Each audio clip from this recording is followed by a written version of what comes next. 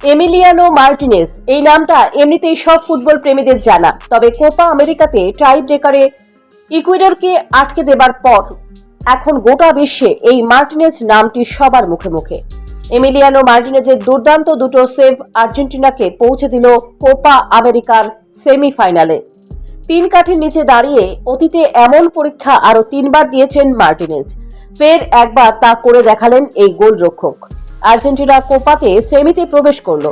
দলকে সেমিফাইনালে পৌঁছানোর পর মার্টিনেজ জানালেন, এর জন্য তিনি কঠোর অধ্যবসায় অনুশীলন করেন প্রতিদিন। এর জন্য প্রতিদিন 500 টাইব্রেকার শট প্র্যাকটিস করেন তিনি, যার সুফল এবারও কোপাতে মিলল আর্জেন্টিনার।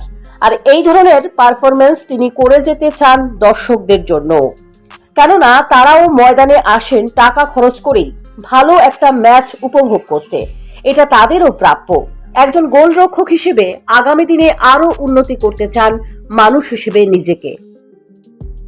Bureau report, news prime Tripura.